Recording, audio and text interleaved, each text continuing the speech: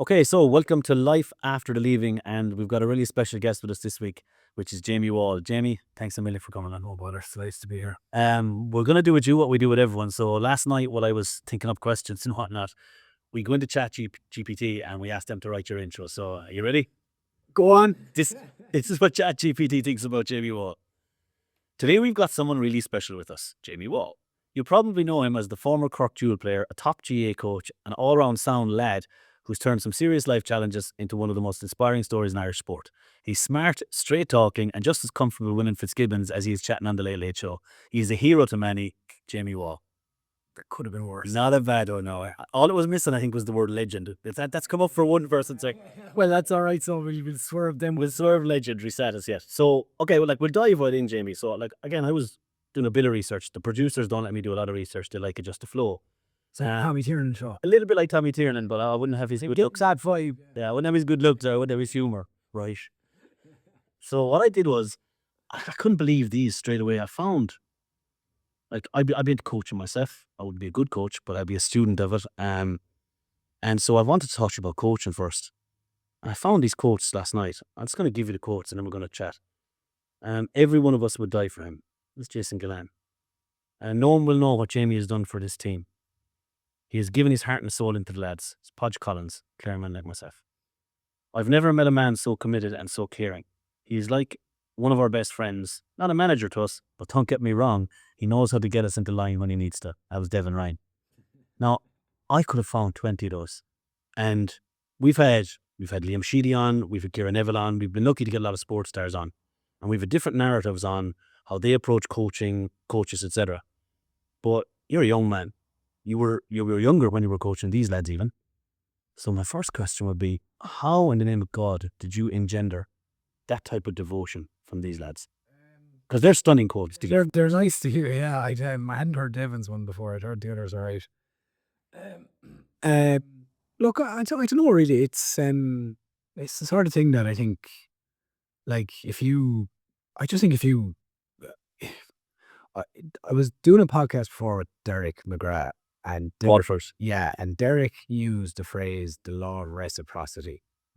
Obviously, Derek is an incredibly articulate man, so it took me a while. Well read. Yeah, exactly. And I was trying to figure. I was like reciprocity, I reciprocate. Yeah, so I was gaming it out in my own head, and essentially, it is like what you put into something, that's what you get back out of it, and what you put into people, I think you tend to get. Generally speaking, you get back out of them. So if you give yourself to lads and you are there for them and you just make an effort and you just try for them, you show that you're trying for them, players respond to that so quickly and so well. They respond to that far more than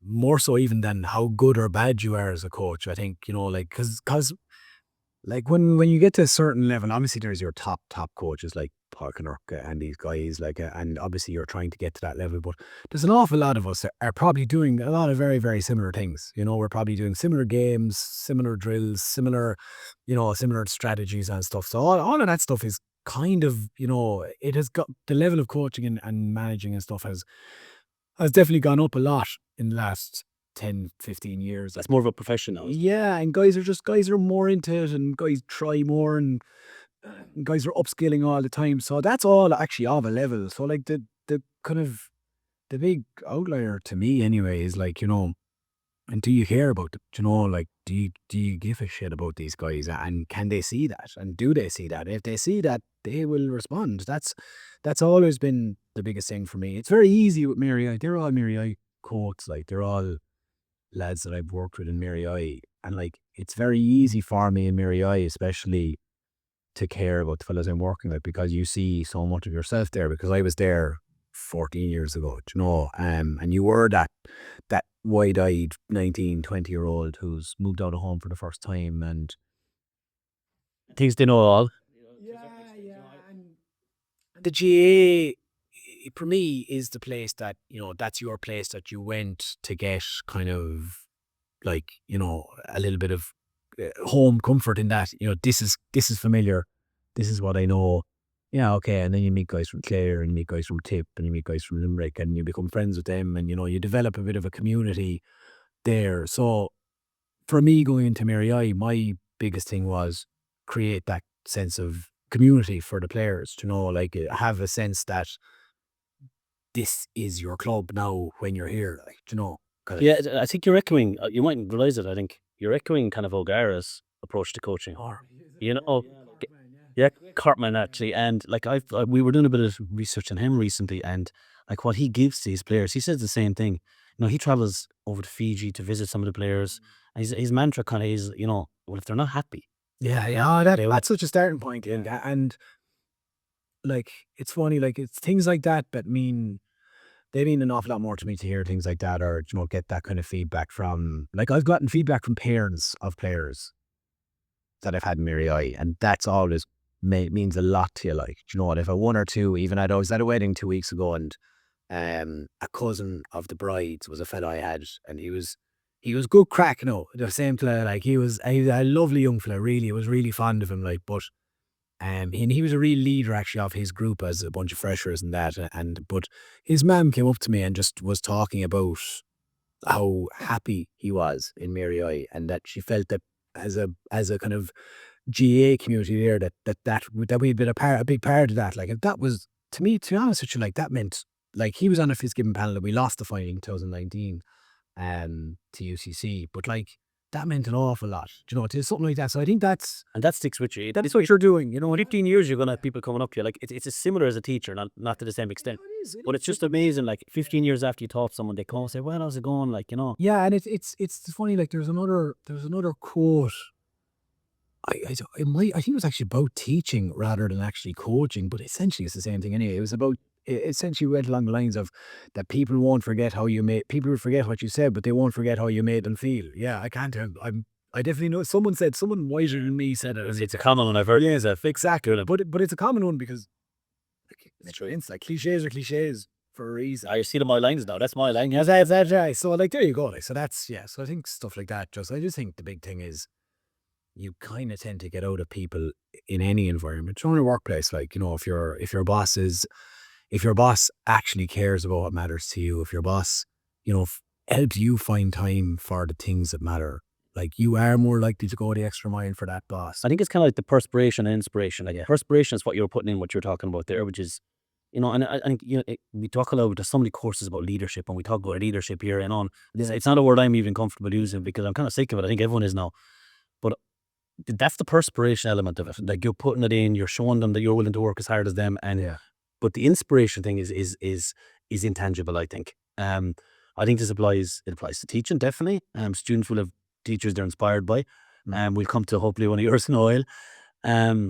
But can that, like, from a coaching point of view, from a teaching point of view, from any point of view, like, do you think, can inspiration be taught? I mean, do some people just have the ability to inspire? You clearly have, given what the lads are saying about you. And maybe it's difficult for people who are blessed with that to talk about. Can that be imparted to someone else? See, I don't know, like, because I don't think of it even like again, like, I just think it's very much a thing that happens organically. Like, it has to happen organically, and if you're going out there trying to inspire, that's not going to happen. No, like, it's very much a thing you just do with people, and if they respond to what you're doing as a group, like what they're doing and what you're doing is what you are doing, I mean the collective view, then you're going somewhere. And if it's very much like, when it's an and I'm doing this for you and I'm doing that for you, it's like, you're doing it for us, like, so I think team. yeah, and I just think that's very much, if you have that, like, what's the word, like that kind of, if that feeling is there in the group, then you're going somewhere. Like, say, A buzz or a vibe, and spoken on us. and exactly, and it has to be, it's coming from everywhere then, so it's not actually you at all. Like, it's almost like you're just doing your bit as part of it. Like, I just think, we'll say it's like work now, like I've started a new job as a trainee solicitor, like, and I just know, like, with some of the more senior people that we're working with, like, that there's a really good work culture down there in Cork, in RDJ. They, like, they work hard, but there's always a massive emphasis on, like, have your things, like, they really encouraged me like the managing partner of the firm encouraged me massively to go back and do Mary I again. And I was kind of like, oh, I don't know, I'm a bit caught with that. He's just like, mate time. He was like, get out of here at 5 o'clock and go. Like, you can work Good boss. But he was like, you can work Wednesday, or like, what day's training? He was like, you can work a bit longer Wednesday if you're that caught. Or But you're coaching away, like you're in Kilbrittain, you're doing a bit. I'm God in Kilbrittain now, yeah. And were you involved in the Cork? Underage before, yeah. Just a bit. 2 years, I was kind of running down my way. Yeah, no, you're just doing it now, yeah. I stepped away from that when I was moved away and stuff for a while. But sure, They're really getting it together underage. They are, yeah. But like, I suppose, the boss there, like, and I have a friend in my kind of intake who's playing AIL level rugby, and the same for him, and another guy who's running high level kind of in his running and stuff, and just the encouragement is very much like, you having these things makes you better at work. It means that you're more likely to put it in at work. It means that you're in a better headspace at work. It means that you can work for longer, work better, like when I was at work for longer, I mean work for longer in terms of you're not burnt out after 8 years. You're actually It's a changing narrative in work culture in Ireland. Exactly. So, and it's like, and it's not a don't work, like, God, no, it's not that at all. But it's just that, like, if you can't have a life beside work, then something is wrong somewhere. Like, and I just have found our crowd at work have been really, really good at helping you, And do you enjoy the league? And I do, yeah, and I do, and that's kind of, and then, like, but when you've got that, that's the boss. That's the way the boss is caring about you, taking an interest in you, in what you're doing. If you are there at 6 o'clock on a Wednesday and you're thinking, nah, like, I need to do this for him because he's done so, she may hold for me, and it's like, no, and it's not even that you need this, you want it. But it's a perfect parallel between coach and work there. It is, it's exactly the same. And you want it, because at that point you're like, he helps me. Joe, I get, like, it's only an hour. I'm not doing anything this evening. I'm gonna put my head down on, and like, that's, you've drawn the perfect parallel. Yeah, it's exactly the same. So that's the way I respond to people, and I just think, you learn from that as well, and I think you try to engage with people on that level as well. Spot on. That's spot on. Well, look, we'll take you back a bit further from coaching, and we'll take you back to what you would know as Hammies, and what some people would know as Hamilton High School. And do many people know it as Hamilton High School? I think down in Cork, it's reasonably well known in Cork, isn't it? Hamilton High School. Everyone calls it Hammies. It's just Hammies. And I suppose you were like, we have a lot of listeners that be leaving certs. We have a lot of listeners, it looks like, who are teachers as well. And I suppose we're trying to talk to leaving certs a little bit. I had my own daughter doing the leaving cert this year, so I speak from bitter experience. Best of luck. God almighty, we won't go into that. There's a podcast by itself, let me tell you. But you actually our head of maths, Owen O'Leary, was one of your teachers. We'll come back to Owen in a second. Do you remember his famous line? I do. When you're faced with a problem you don't know how to solve, do what you know. That's it. Do what you know. Yeah, we have. I think there's thousands of students all around the country. We do Owen does a 21-day challenge with us before the leaving cert, and that's the do what you know. That's the one. Brilliant though. If you don't know what to do what you know. Yeah, like it was perfect. I'll never forget when he said it. It clicked straight away with me. Like, I just thought, he'll be delighted to hear that now. Let me say that. Yeah. Well, look, at the time you were doing your leaving cert, let's say the year before, you were minor in 2010, and then leaving cert until I was 2011 the year after. Yeah. So you didn't probably have that competition in your leaving cert year between I'm playing minor and I'm doing, or were you? 821. It's 821. So we've a big team up program in Tuition Centre with Cork GA, we're partnered with Tip GA, and all of it is to try and help the guys in elite sport. But how did you do it? You were 21s the year after minor. Yeah. It was 3 years that the 21s football back then wasn't. It used to run from mid-February to the May bank holiday weekend, so it wasn't the worst. Like obviously you were studying then, but like you still had a month before the leaving cert.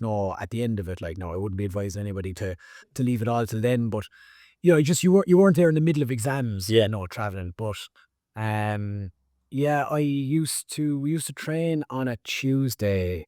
See, did under 21 as well back then. A lot of guys were in the senior panel, so we only trained once a week and played a game at weekends. That was the way it was kind of ran in Cork for a while, and so we used to train on a Tuesday in Mallow. So that was Tuesday basically gone.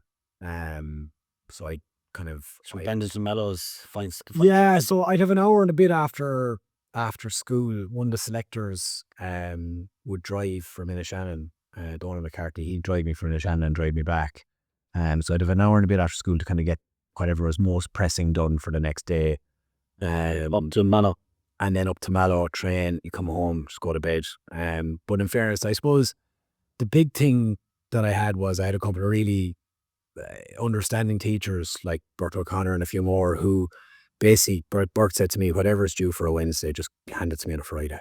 And that was it. It's like, he was just like, do it for Friday. He's just like, do the work. Like, again, you know what, just do the work. Just do it when. So when you, And it was a great, like, I think it was a great, that was the one thing about Hammies, you know, like Hammies was very much, there was a little bit of a, like, if you want to do the work, do the work. And if you don't, like, you know, like, you're not going to survive next year in college anyway. So, you kind of, you had to grow up and be, you know, be an adult to a degree. And I think that was a big thing for us, though, is taking control of your own education and your own. you're in college a year earlier on. That was education in itself.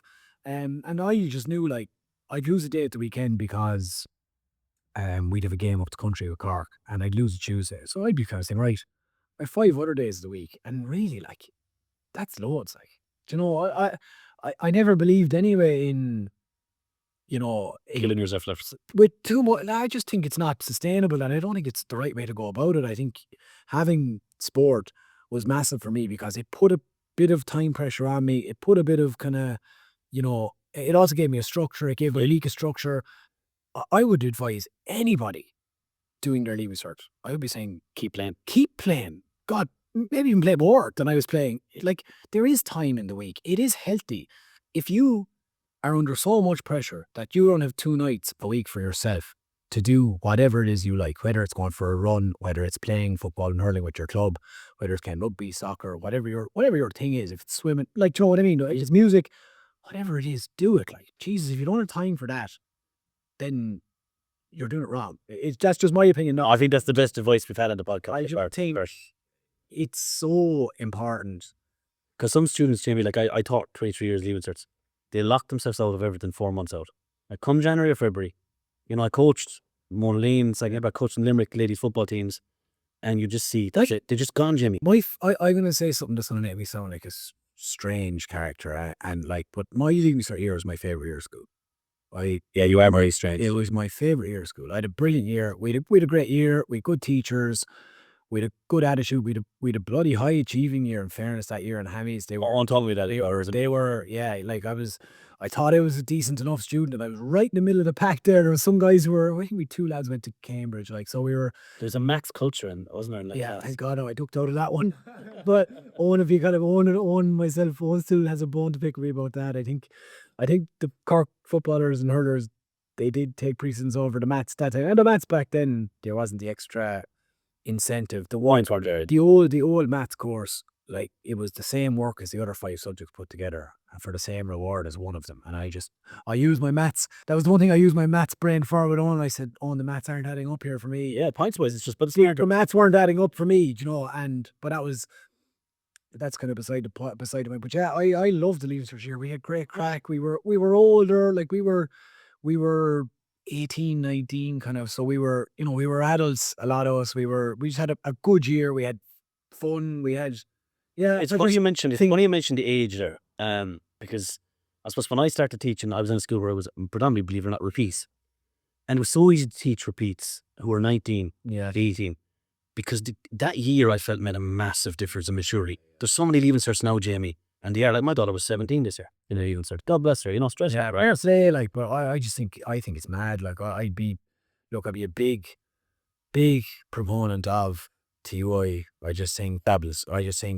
think honestly, even a bad TY program, the worst thing that can happen is you have another year of growing up. That's worse when you've got a good TY program. TY there was no TY when I was, well, I think it was the TY was in its first year when I was doing my leaving cert a long time ago. Was there TY? Did you go through TY? Yeah. It's fantastic. Mandatory in our school, like, yeah. Oh no, like, yeah, it's fantastic. And like, honest to God, and like, we wouldn't have had the greatest of facilities, and it wasn't as good as some of the TY programs now probably are. But honestly, if the worst thing that happens you do in a year TY is you grow up another year before taking on a leaving cert and then taking on college, it's no harm. Oh, jeez, Jamie, trust me, my young fella's got into TY. They have ski holidays and everything now. Well, yeah, great. Yeah, no, listen, come here. I mean, a great time there as well. But like, I suppose, like I said, for me, I just think that year, like you said, the year's massive there at that age. Like every year at that age is worth a lot to you in terms of growing up. Formative. Yeah, like I said, we had a great year that year, and like I didn't stop playing my sport. I played my sport up until I played in Thurles, for the intermediate hurlers the week before my leaving cert. God, that's amazing. That wouldn't tip. Yeah, and no bother. I didn't really think anything of it. I just thought, like, sure, this is what I always do. Like, do you know, this is why would I change? Why would I change doing this? You know, the week of a big match, you wouldn't do anything differently, or you try your best in the performance. Sure, Hallie. So why would you do it differently for a league? Why, do you know, why would you try to change it all? I tell you, Jim, we got to get you in front of lots of leaving certs. This supposed biggest exams of your life, and I like, you know, that's another thing I kind of If you just treat it like it's just another week, it's another exam. Yeah, like they are just exams, and at the end of the day, if they go badly, like just do them again, or do a course, or you know, like you. Yeah, the amount of students I meet, and I'd have taught them a leaving cert year, right? And then I meet them, and a year later they're a UCG or they're an NUIG or whatever. And I say, well, was it the big thing you thought? And they turn around and say, sure, no, I have college exams now. And they're like, the college exams are more stressful 6 months later. I said, I don't know what I was worrying about so much, you know. And we would have thousands of leaving cert distance. But I suppose it's the first one that, you know, people at that age, because the junior cert, like, you know, no matter how junior cert's nice to do prep for you in terms of just even the structure of it and all of that kind of crack. But like, really, like, it's the first gallop of your adult life. Yeah. And don't get me wrong here, like, you should take it seriously, like, but you know, not as seriously as life itself. Not as serious as life itself. And the one thing I like about it is, like, there's so many courses, you know, now resilience is taught and all that. Yeah. And I think the leaving cert, and we have a guest yesterday that disagreed with me, and it's, of course, that's fine. But I think it does create a bit of resilience, because I'm faced with a challenge. Yeah. I go through the challenge. Yeah. I look back and say, well, I was able to. Still there. And I'm still there. So the next challenge I face, I think it's the first, as you said, it's the first gallop in the rather than head. And you know, like, and we should have those things. I do think we should have things that stress us. We should feel stress. Life is stressful. Life is stressful, you know, like we shouldn't just think, oh God, I'm stressed now, and I shut down. Like we should get a taste of stress when we're growing up, and you got a taste of stress now, and then you know, a couple of days later, you're like, geez, I was stressed as hell there. And, you know what, I actually am still here, and you know, the sun did come up each of those days, and then it went down. I just don't. So I've had this conversation myself professionally. Like, if you try to take stress out of children's lives, you're actually hurting them, because they need to experience a certain level of it. But it's like that old, and you know, it's like that old thing about like over sanitizing everything, that if you're not exposed to some sort of germs, like, and don't get me wrong, we're not going to go down that rabbit hole. This isn't the Joe Rogan show, and all. I wish we had any listeners. Oh Jesus, no. But like, you know, if you're not exposed to some things, you know, that's how vaccinations work. They expose you to Small exposure. A small bit of a bad thing. Exposure is a small bit of a bad thing. Your body develops a way of dealing with it, and bond. And you know, I'm pro-vax, by the way. Like, me too. Just in case anyone needed clarification, or Jesus. Well, like, you've segued beautifully on there. Actually, in terms of moving on, because leaving cert done, in a what sounds like just a wonderful attitude to have to it. I mean, if you could bottle that. My mother wouldn't have said so at the time. Oh, we have to get her on now. Yeah, I probably wouldn't say so now still, that she felt that the attitude was a little bit too laissez-faire. Well, it mustn't have been that bad, because no, it did all right. Yeah, like, I mean, when I got another quote from you. I've been digging them out. I spoke to you with this before we came on air. Actually, I think this is an amazing one. I think this had an impact far wider than you think. So I'll just give you the quote first. And do I want to go to Mary I and be a teacher? Or do I want to play Fitzgibbon, Sigerson with UCC or UL or whoever? Now, I'll tell you why in a second. I think that there's a huge thing that happened because of these decisions. Yeah. I'm not saying you're one alone, but like, you're thinking about being a primary school teacher. Yeah. You know, Mary I is the place to go. I know it well. It's close to where I am myself. Great college. But at that time, hurling, obviously, given your minor success, you're flying it with Cork footballers, 21s as well, and things are going well. You're thinking, Fitzgibbon and Sigerson have to be a part of my life. Yeah, you have to be a part of your life. But the level you reach at that stage, you could not really want to compete in those, because it is a step up from, like, you play minor, you play Fitzgibbon or Sigerson, it's a pathway to senior hurling. Yeah, senior football, absolutely, yeah. And you were looking at Mary I thinking, maybe I want to be a teacher, but I was lacking there, yeah. There was something lacking. But you went there. Yeah, ultimately, like, I did just make the decision that I wanted to be a teacher. And I had Irish.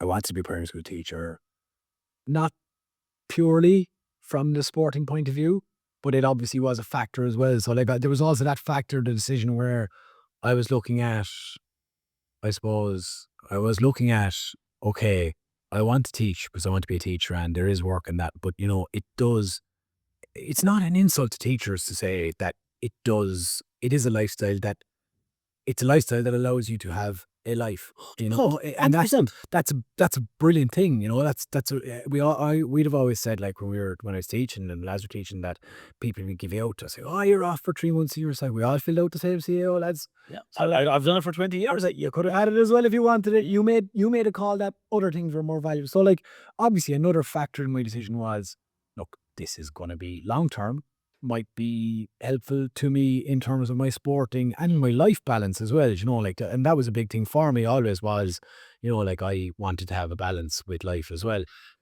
But I suppose, yeah, so looked at Miri Eye, and at the time there wasn't an offering of high level sport, really. Like, the hurling was in the Ryan Cup, the football was in the Trench Cup, but the Trench Cup would be probably a higher level comparatively in that, yourself. Like, the second division of football is more competitive than the second division of hurling probably tends to be. But it was if it's given and Sigerson. No, but it was if it's given in Sigerson, and that was definitely a consideration. Yeah, like, you were looking at it thinking, like, Joe, you were kind of saying, right, all the eggs now are in the under-21 basket.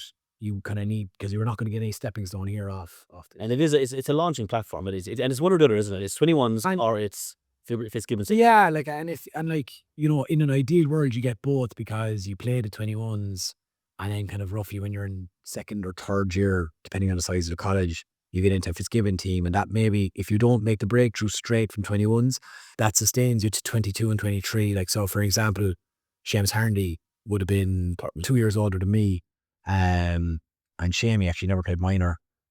He was on the 21 squad my first year. So that year I was doing millions. So he's on the 21 squad that year, kind of extended panel with me, and that wasn't playing. So obviously didn't go straight into the Cork seniors. But that year in 2013, then 2 years later, he was starting player for UCC in the Fitzgibbon team that actually that beat us in the final. And, like, throughout that year, he had played very well in the 2012 Fitzgibbon as well, and had been a very good fresher for Ger Cunningham's team.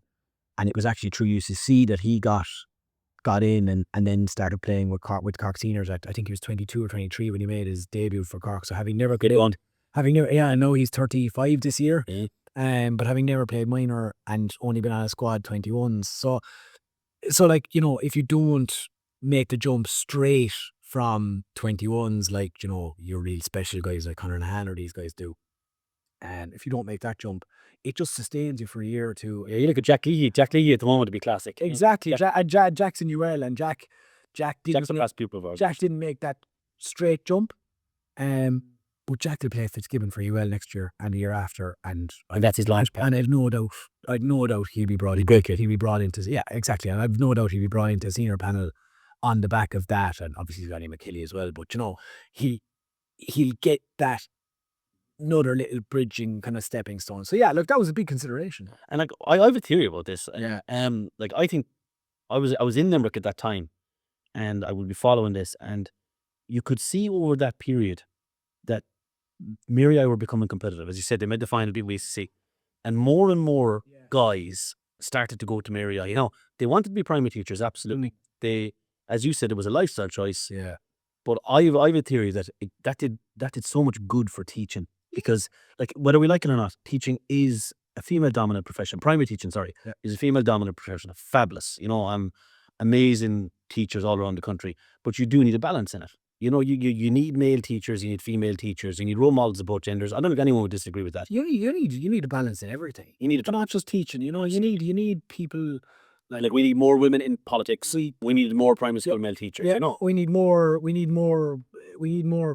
people of whatever gender doing jobs, so that younger people of whatever gender can look to whatever spectrum of jobs and say, that's the job I want. Not look and say, oh, I'm this, that person is different, so I can't do that. There you go. What I mean? And I think that influx that happened over the next, you went, and I said it's because of you, obviously. I know it wasn't the knees. Bore down Camden, no one. John, I know John's a past people of mine, actually. Great fella too. But that, to my mind, that created such a large group of amazing male teachers, and you could see it happening in Mary I. Like, yes, there was a fabulous success. You've had amazing success as well with them.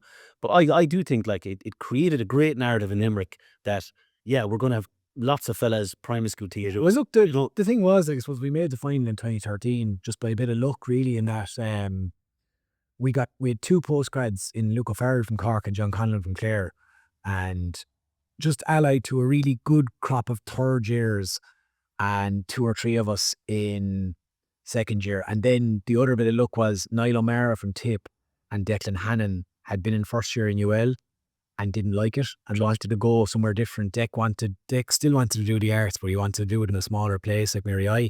And Niall wanted teaching. He had missed out by the random selection the year before. So he came across then. So he went back in first year. So we got 2 lads at the end, 2 lads at the start, team Irish group in the middle. Yeah, and it just fell together, got a good team.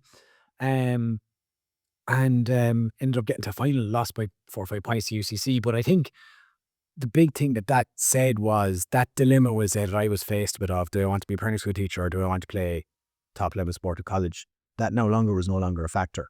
So the guy, like, will say, like, there was 16 county minor hurlers came in first year the following year. So we'll say, take for example, one of them was Ronan Maher doing the arts degree. Yeah, no, he's a guard now, yeah. So Ronan's playing the All-Ireland final in 2 weeks' time. Another was Richie English from Do. He's teaching now as well. He's been teaching for 6 or 7 years, like. A few more now like that. And they came in, I suppose, they were never faced then with the question of, they'd have a choice. Like Richie wasn't saying, do I want to be a teacher or do I want to hurl Fitzgibbon? And maybe he might have said, I'd hurl Fitzgibbon. Sure, I'll go to UL and I'll do secondary teaching. Yeah. And then, great, you still have a brilliant teacher at some point down the line, but he's not in the primary school system, and for young boys and girls in primary school, I think it's important that we have people with musical backgrounds, artistic backgrounds, sporting backgrounds, male and female, by the way. I think it's hugely important that we have camogie players and ladies footballers becoming primary school teachers as well, because the Cummin Skull or Skeena Skull, depending on whatever county you're in, they have a different Skeena Skull. Whatever county you're in, there's a different overhead, but it's all the same thing in that it's an exposure for young people to playing the games and playing the sport, and for the kids that it's for, they get so much out of it. And I would just say we need our primary school teachers we need to have, teachers in the school who are, like I said, male or female, who are driving the sport. There's, in my mum's school, my mum's a principal down home, and kind of the main person driving the GA boys and girls down there is Aisling Maloney, who would have played, Cork. Yep. Cork camogie, like, so that's like Dara, exactly. Yeah, exactly. So like, that's just like, like I said, that's something that I feel very strongly about, and I'm glad I'm really glad that we've got a strong kind of last 10 years in Mary I of the sport, because it brings through. It's had an impact, isn't it? It has an impact. I like to think it has. It definitely has. There's no doubt about it. Well, I'll bring you on. I mean, by 2013, I couldn't believe this. 3 Munster under-21 football titles in the back pocket. Yeah. I mean, it's just unbelievable. All-Ireland under-21 football final, 2013. You're on the Cork intermediate team, am I right? Yeah. At the end. And then, obviously, what I've written in my notes, quite simply, Jamie, is it happens. Yeah. Now, you're probably sick of talking about it, but I suppose, in order to get where we want to go, we go through it. Yeah. It was June 2014. I had actually just done an interview for a job in a grade school in Ennis, and I think it had gone fairly well. I think the feedback had been positive from the pre-vida. I don't know if there was official. It wasn't a communicado official, but nice place. It was a kind of a yeah, that's gone pretty well. We might be in touch. So yeah, so we It's in the bag. Listen, I didn't say that, and he didn't say that. But it, like, you know, it'd have been an enjoyable chat, we'll say. And went down the road on the Wednesday, then played an intermediate final against Tape in hurling, and it was kind of Scored 1-1. no, Jesus, no, I didn't. I was only all right that day, no. But so went went down home then, and just kind of over the course of a couple of days, I kind of a bit of a pain developed in the middle of my back, and it turned out that I'd had an abscess on my spine, which had kind of just basically been doing an awful lot of damage to the nerves. So it's kind of the way an abscess kind of works. As you first champion in the months before, Jamie? Not in the months before, no, but in that kind of week it had been tough enough going. Yeah, I was just stiff and sore and in pain. But I'd had issues with my back in the previous couple of months, like with like spasms and stuff.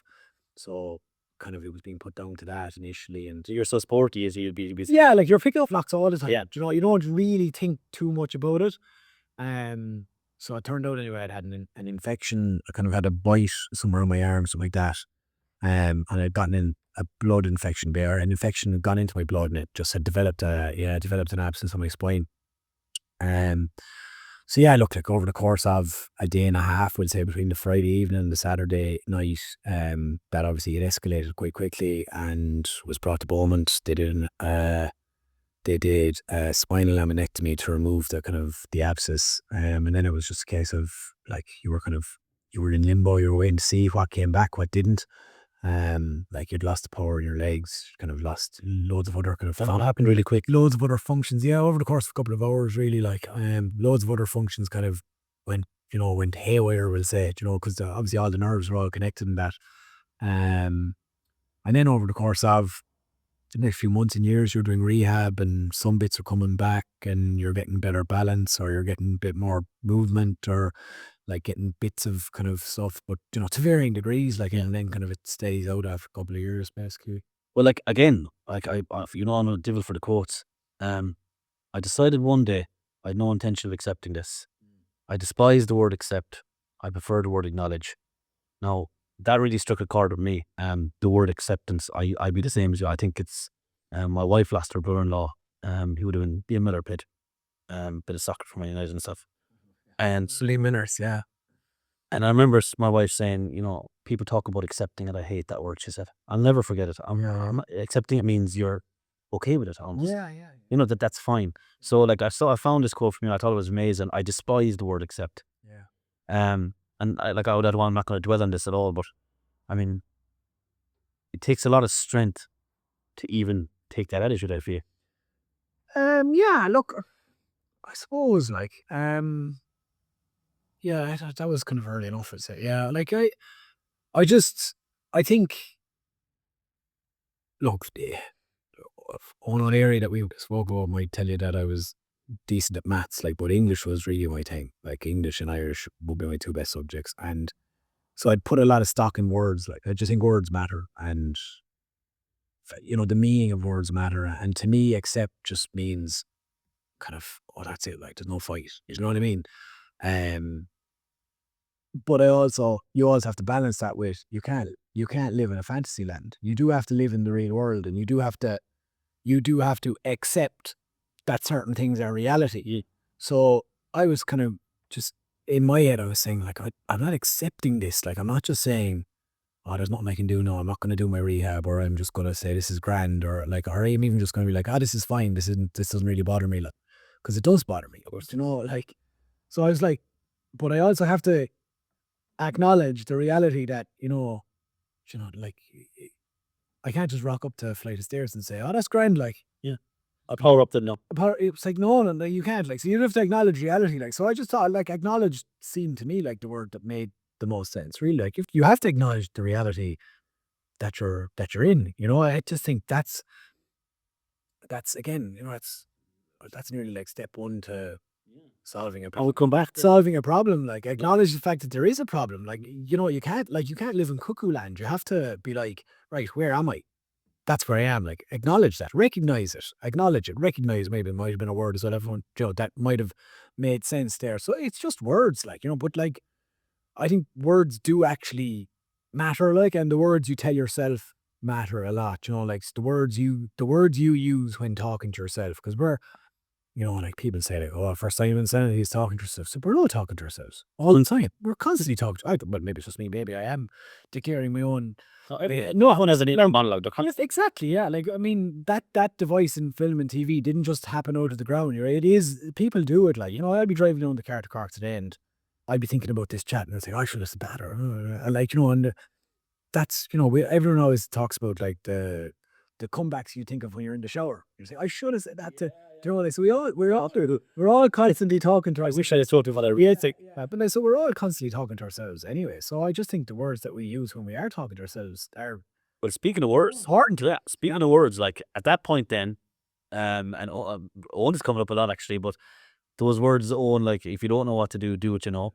Owen loves that you mentioned it on the Late Late Show, by the way. He got a lot of messages. But that brings us to where we started then, like, so that's what brought you to coaching then, wasn't it? You know, you kind of such I don't know, you know, I don't really know what to do here, but I know what I'm good at. Yeah, and it was teaching as well in that I didn't want to go teaching after, but I still, like, I like teaching. Do you know what I mean? I still like teaching. It's just I like teaching hurling now. You know, and that's all it is. Like, It's no coincidence that a lot of coaches are teachers. It is so many parallels, like it is no, like, and it's not, obviously you can be a very good coach without being a teacher, but what I would turn around and argue is, I bet you that good coach would have been a good teacher. Do you know what I mean? So, like, say Liam Sheedy's not a teacher, for example, but I bet you he'd have been a good teacher if he had done it. Do you know, I bet you. I'd say he'd be good at anything nearly. Yeah, no, to be fair, it seems to be, but do you know what I mean? Like, these guys that, you know, Paul Kirk's teacher, you know, he's the best coach in One of the best ever. He's probably is the best hurling coach ever. Yeah, I'd say so. You know, it's no coincidence that these really good coaches either are teachers, but even if they're not teachers, if they do something else, I'd nearly be willing to bet if they had gone teaching, they'd have been good at it. Do you know what I mean? Oh, you're this. So it's not even, you know, they might have decided to go and be a solicitor or a doctor or whatever, but I bet you they could have taught. Do you know? You're 100%. And when they go coaching, they are teaching. They're just teaching something different. The subject, you know, Owen O'Leary teaches maths. Do you know, someone else teaches English. You teach hurling. But I do my best sometimes. Yeah, well, it's going well. Well, look, we'll go with a bit of fun stuff. So perfectly, as a Liverpool fan, the next question gives me great pleasure. What's happening with Man United? What's happening with Man United? Oh, I don't know. Is it coaching? It's culture, I'd say. Yeah, it's culture. I have to get that in. It's just I grew up in a house with 3 Man United fans, so I'm enjoying every second of it at the moment. Yeah, no, look, I think you're a big Man United fan, aren't you? I am. Yeah, I think this guy. I touch wood. I think this guy might, if they give him the time, I think he will too. Have a handle on. You know, he seems to be just. There's very little. Like, I'd be very much. I think compromise is very important, but I think you have to be in a place where compromise is good. At the moment, Man United are in a place where you can compromise, because what you're compromising with, it compromises you. Do you know what I mean? So I think they need to totally reset and get to a place then where the people coming in, where the compromises actually are, you know, are good. You know, like Klopp seemed like a really sympathetic manager, but he built the culture there. So then when he was compromising with people later on, or making concessions, we'll say, for certain players, allowances for playing and this and that, like, he was doing so from a position of the culture he'd already built. You know, it's very much like the place you're working on, where you talked about it. It's the same principle, isn't it? Yeah, exactly. You know, that culture. That culture is good, then you can work on compromise. But if the culture is rotten, you know, you compromise is used. You have to fix it, and then you get to a place where compromise is actually a good thing. So hopefully it'll be a few more years before United. Yeah, well, listen, it will be. Trust me, because like the biggest problem they have at the moment is everybody. They're so transparent that everybody knows how rotten things are, so they can't shift the fellas who are the problem. Yeah, it's different. Can't get rid of them. I think, all right. Nobody wants them. If they give this guy time, I'd say it seems they're in for a bit of pain. I think those fellas they're not gonna get anything far. A lot of these fellas, someone of them are just gonna have to cut loose. Yeah, they're just gonna have to take the hit, and that sometimes is part of a reset. Well, next up, we've asked about coaching. We've talked about coaching, and rightly so. You know, so with every guest we have on, we do the face off. So we're going to arrive at, and the one we mentioned earlier, I deliberately left out. So we're going to get Jamie Wall to pick the best coach of all time, or probably managers. I feel this is the coach, to be fair.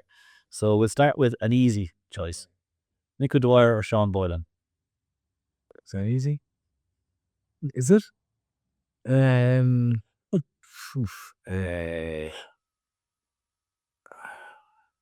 Boylan. Sean Boylan or Liam Sheedy. Sean Boylan. Sean Boylan, Mickey Hart. Sean Boylan. Sean Boylan, Jimmy Barry Murphy. Oh, Jimmy Barry Murphy. Jimmy Barry. Let's go. Let's move from Cork. Jimmy Barry Murphy or Gerald Nan. Jimmy Barry. Jimmy Barry Murphy, or Davy Fitzgerald. Jimmy Barry. Jimmy Barry or Brian Cody. Brian Cody. Brian Cody, John Kiley. Oh.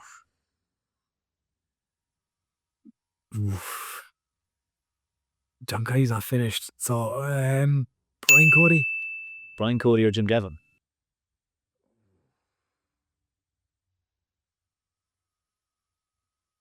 Jim Gavin, because he's coached the rest of us now since he's fixed the game. He's changed the game. What I like is it. Yeah. Jim Gavin it is. I couldn't disagree with any of them, to be fair. Hard. So look, We're off now, Jesus. it's not easy. It's not easy. So the very last thing, and we've got over time, but it's your fabulous Chatawita. We've loads of leave inserts, as we said, listening to this, and we also have loads of parents of leave inserts who can't understand what their children are talking about anymore. I hope you're not looking for me to translate now, because I'd be closer to the parents. We're providing you with a script. Parents' boat. So I'm going to give you, based on the chat we've had, I'm going to give you 3 sentences, and I'll speak them as someone of, I'm going to say our age. I'm going to steal a few years off you there. And you could tell me how a Gen Z person would say it. And Liam Sheedy did a cracker with this one, if I remember right. I'll go first because we've mentioned him so much. Owen O'Leary is an excellent maths teacher. Okay, so maths with Owen O'Leary hits different. 100% goated. I am clearly a superior coach to Davy Fitzgerald. I'm not answering that one. I can see that's getting clipped up and me looking like a passer. I told Keith you probably wouldn't say that one. Not a chance. As the best one, the last one you would definitely say. Cork is the real capital of Ireland. Cork, Dublin, who? Cork's the main character. Always has been. There we go. My wife would agree with you as well. Yeah. Jamie, unbelievable to chat to you. Seriously, in so many layers, it's unbelievable to you. So I wish you unbelievable success. No, You won't need any luck with it. It's guaranteed to happen with the attitude you have. That's fair. Thanks so much for coming out. Sounds.